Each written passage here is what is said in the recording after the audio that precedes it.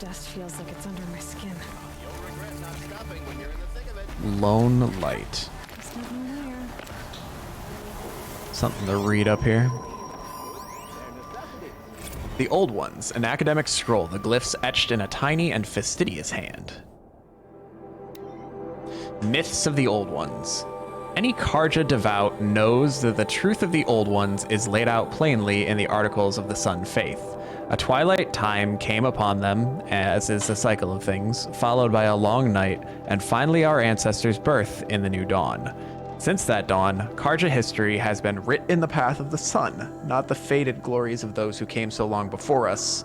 Even the leaves of the Old Ones found by Ahriman are long since cracked and fallen to dust. Nevertheless, collected here for study are the colorful beliefs of the Old Ones held by other tribes, which may offer a small insight into those tribes' primitive views of the world. The Asuram, as might be expected, view the workings of the world as a device, one where all things behave according to the mechanical rigidity and not the sun's divine rhythms. The movement of the tribes, of the seasons, even the stars at night, all are accounted for by this interlocking and complicated mechanism. The Old Ones were the caretakers of this great machine, but they neglected their duty to maintain it. The world machine thus fell into disrepair, and the civilization of the Old Ones collapsed with it. Now the Asuram use their myth to berate the other tribes as negligent and to hammer upon their own importance. How convenient that their tinkers and metalworkers alone might learn this mechanism's secrets and improve upon it with their ingenuity. An even more fanciful tale of censure comes from the Nora barbarians. They believe that the Old Ones turned away from the teachings of the Nora's female god, the All-Mother, and eloped with the machines to build their mighty cities. Having failed to tempt the Nora to join them, the machines rallied under a great metal devil and attacked the All-Mother. In her vengeance, she stripped the machines of their wisdom, reducing them to the simple metal beasts we see today. Without the assistance of the machines, the Old Ones were left to wander as exiles, never permitted to return to the isolation of the Nora and their strange feminine rites. From the survivors of this so-called punishment grew the other tribes, and this is why the Nora show distrust to all outside their borders, for we are descended from the faithless and do not shun the trappings of the ancient world. Surprisingly, it is the Banuk whose belief is most similar to our own, though their mythology is bizarre in many other ways. They believe the Old Ones grew complacent, thinking there was no challenge they could not overcome, and in their pride were undone. Hence the Banuk give them no more attention than any other tribe defeated by the harshness of Banuk land. In fact, many Banuk hunters point to the absence of ruins in Ban-Ur as a sign that the Old Ones were never strong enough to endure its challenges. They claim that only the machines and the Banuk have ever roamed there, and so they have nothing to learn from the ancients. The distant Utaru, however, believe that the Old Ones are still with them at all times. In Utaru ritual, those who die are returned to the soil, nourishing the land and living on through new growth. As long as the dead are remembered, they will contribute to the harvests and make them bountiful. Utaru see the richness of their territory. Plain song as evidence of this unique and disturbing cycle. Finally, as there are few living scholars of the Tallnecks, we are regrettably denied any insight from that tribe. From what is known, though, it seems they have little concept of a wider history at all. But of course, this is what elevates a scholar of Meridian from a bloodthirsty raider, to be aware of all the sun's light touches, however strange and unlikely the tales. Okay. Kind of an interesting, kind of world building, trying to give you an idea of how the different tribes are. They're trying to give them more depth, which is a good thing to do. All right, more reading. The Banuk. A Guide to Ban-Ur and the Banuk by the well-traveled Aram. Ah, the sun shines golden on these times, where one can experience the whole world without leaving the streets of Meridian, for the gates are thrown open and the world comes to us. And yet, as I walked among the markets, I heard a question on the air again. What to make of the Banuk, these stoic, silent northern hunters, these men and women of the ice? Unfortunately for my investigations, Banuk outlanders seldom remain in Meridian long enough for exhaustive study. It is believed their cold blood does not take well to the heat. If I was to seek this knowledge, I would have to undergo the ordeal of taking up travel pack and quill and journeying to their homeland. And so it came to be that I spent a miserable time living among the Banuk in frigid Ban-Ur. Though the Banuk speak of their territory in reverent tones, put plainly, it is the most uncomfortable place in the world. There is beauty, soaring glaciers of jeweled hues, billows of steam that erupt from the earth, whirling auroras in the skies above. Yes, yes. But the novelty quickly passes and the bone-freezing chill remains. It is a country of the moon, for in the day the sun is reduced to a needle's eye through the gray, and in the night the moon rises 4 times the width. There is no welcome, not in the land nor from its people. Though I lived among one of the wereks, something like a group of families, but without the civility of a noble house. Each member must prove that they possess the will to survive alone. They seek to always be challenged, whether at the jaws of a machine or simply in their daily existence. I tried to explain my position, that a Karja faces a challenge, devises a solution, and then with the challenge overcome can live in contentment. The concept horrified them. It was made clear that when I expected to sleep, I must dig out my own hollow in the snow for my tent. When I expected to eat, I must hunt food myself. I hid my disappointment. After all, I had participated in a hunting trial or two in my time, and accepted. On the 3rd morning, I was able to bring down a rabbit, much like those seen in the plains, but with a downy snow coat. Upon presenting my prize to the werek, I received only blank stares until one indicated I must skin and prepare it. Reader, I will spare you the details. The experience nearly changed me to eat only maize bread forevermore. I had barely finished my gory portion before the Banuk set off on a machine hunt with their shaman, a man with machine bindings sewn into his very skin. Perhaps another challenge to decency. He claimed to sense the machine spirits close by, and sure enough, the hunters and I followed tracks in the snow to a grazer herd. The Banuk made short work of them with their spears, and struck with a curious desire to prove myself, I threw myself into stripping a fallen machine for parts. Instead of praise for my initiative, I was subjected to the shaman's cursing and wailing and hauled back to camp by a sullen hunter. Eventually, she explained that the machine spirits must be thanked for the gift of a successful hunt before any parts are harvested. Truly, I was despairing of the shifting wiles of Banuk culture, and longed for the certainty of the sun's guidance. That night, mercifully my last, my companions and another werek gathered under a pitiless clear sky to exchange songs, their way of recording history. Some understand the glyphs, but choose not to use them, asking, what is a song without voices? By this point, I knew better than to answer. My deeds warranted a whole verse in the song of my companions, but from what I could make out, much was lost in the translation.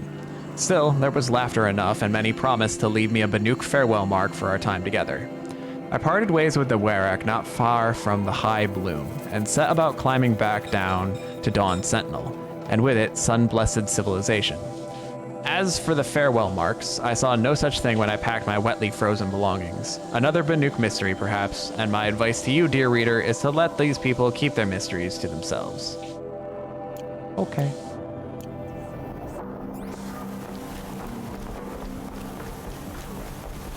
A lot of people. This guy's very verbose in the way that he writes. He writes quite a bit. Although I've noticed that almost every Karja thing that I have scanned so far has been verbose. I do not need Ridgewood. Alright, we'll head north to the Metal Flower next.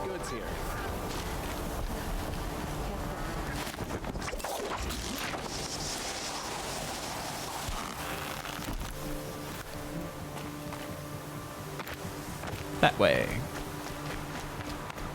And hope that we find some healing herbs along the way. That's not healing. Looks like the dust is going away.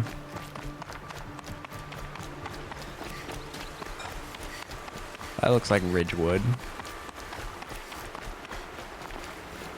Finally.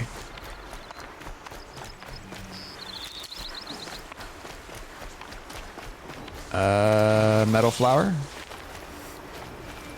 What made these flowers? And now we're gonna head for the Tallneck.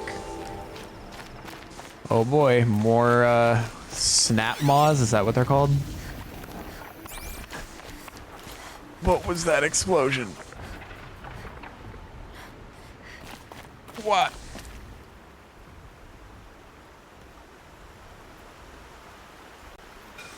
It's not gonna do it again. Snap maw, that is what it's called. That was unsettling.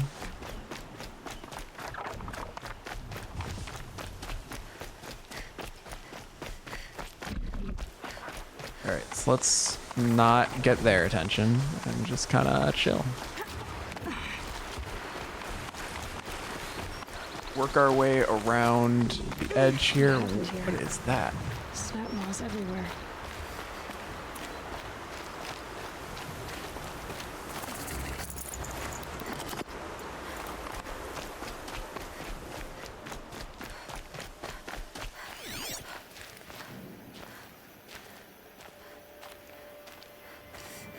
That is interesting.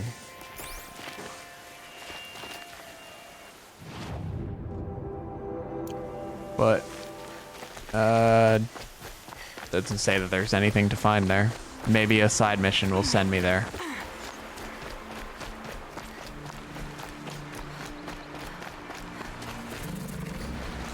I don't think I've seen striders in the wild in quite some time. See ya. You really going after me?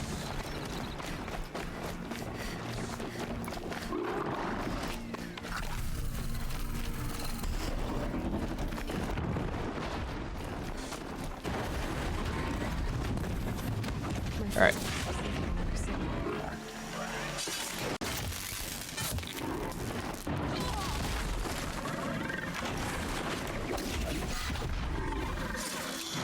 I don't have health to spare. Why you gotta be hurting me, huh? Also, I thought they were striders. Must be closing in on the signal.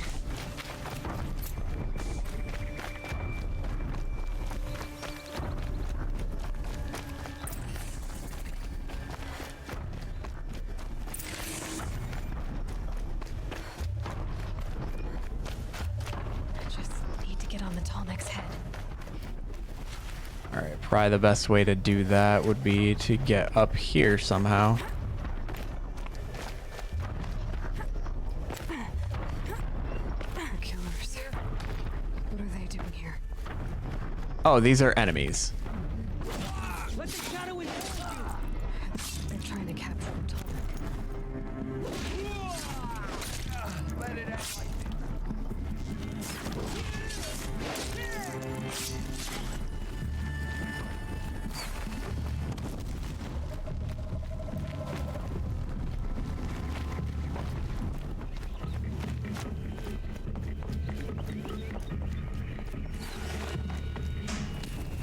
What is Still this? sniffing around.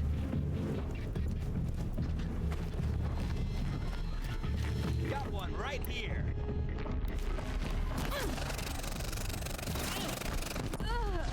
Oh. Those explode. Very good.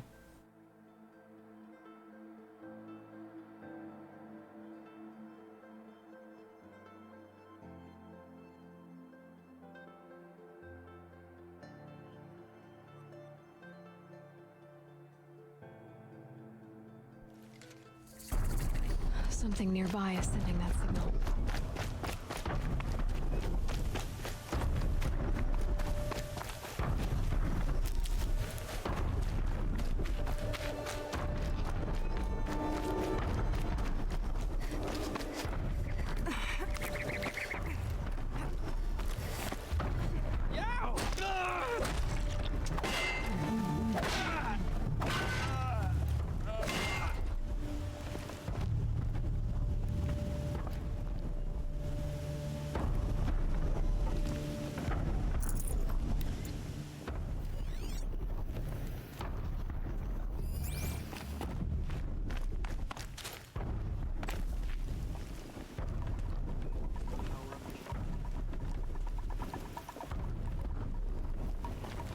Come on, man. Let's take it.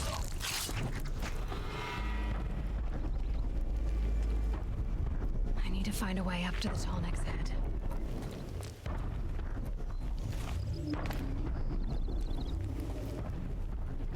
The killers.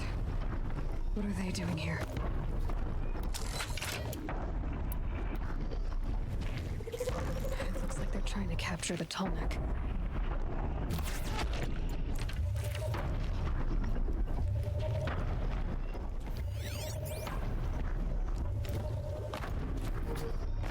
Trying to get up here. Because that seems like it would be a good way to get up to the Tallneck. But I don't know how to get up there.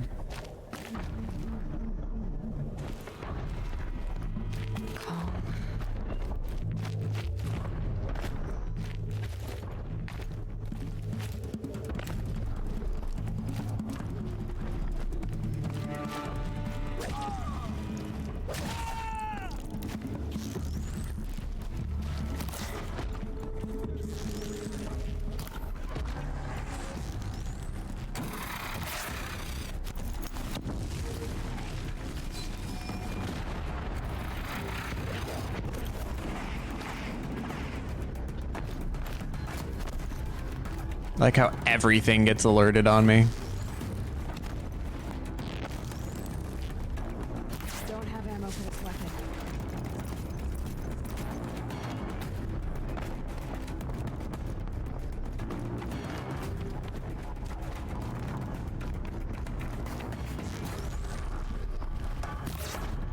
I like how there's no drop off on this bow whatsoever.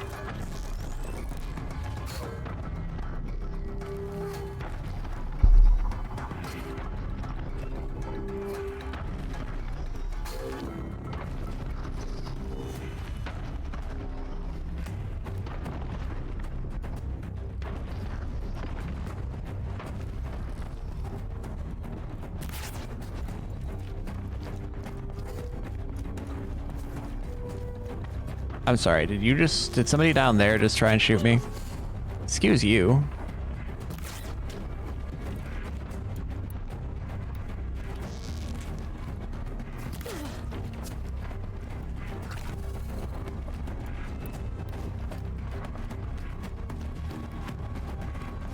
Hey there, Bob.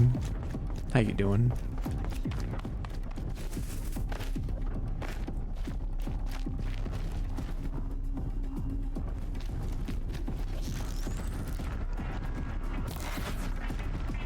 Haven't you got anything better to do?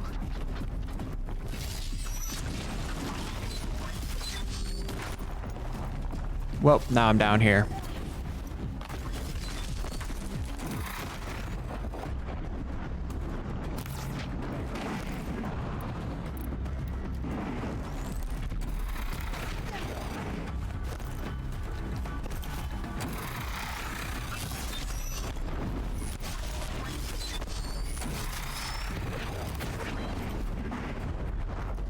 Alright, Corruptor's dead.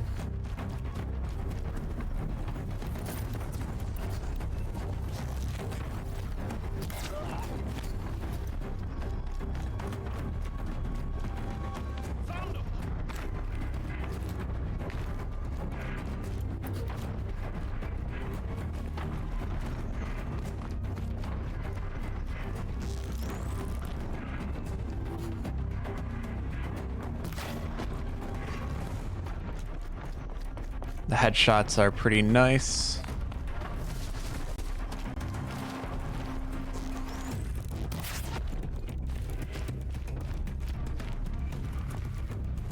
I don't want to go in that room again because another explosion could take me out.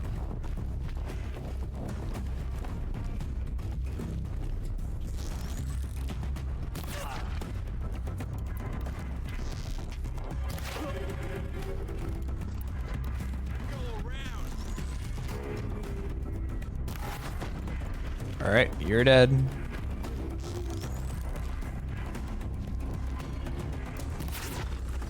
Got you.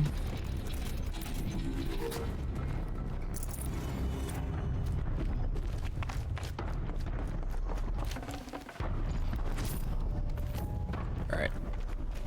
I might be able to climb the Tallneck from here if I can climb this fast enough.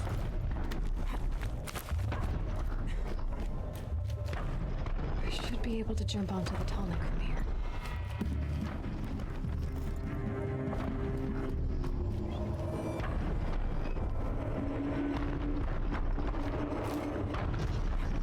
All right. Made it. Now to climb up to its head.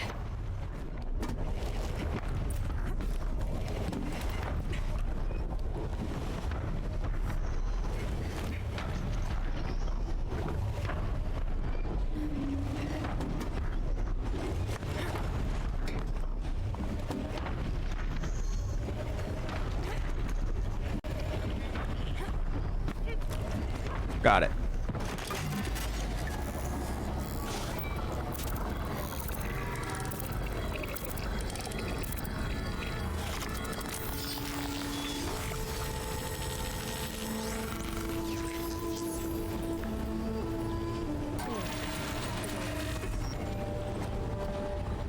Okay, we have found a whole bunch more information.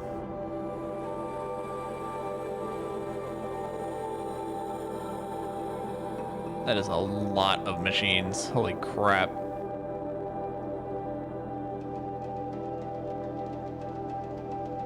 Alright, so there's a campfire here. I'm gonna head there and that'll probably be it for the night.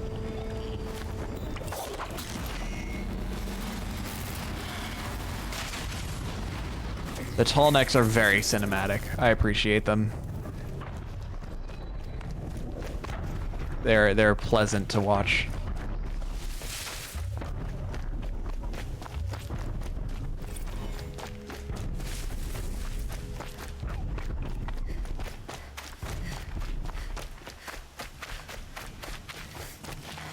And one of these. All right.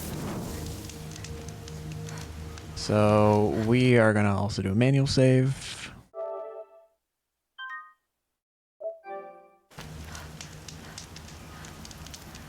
All right. That is something large over there. That might be one of the chickens, actually. Oh, Thunderjaw site. Wonderful. Well, Thunderjaws are apparently quite terrifying, so I look forward to it. Alright, we've unlocked 2 of the remaining Tallnecks. I think what I'll do is... I'm not sure how much I'm gonna search before I get to Meridian, in all honesty. I feel like I probably shouldn't put Meridian off too far. But there are a few things that I want to check off. The map is just so busy, it's hard to see everything. There is a devil's campsite over there, a bandit campsite over there. There's some there's metal flowers as usual. There's Banuk figures, vantages. I'm just gonna wing it, which is what I do best. Just gonna go on my instinct for all of these. And just go one by one. I guess we'll go deal with the Thunderjaw next. That seems like it could be a fun challenge, right? Not really.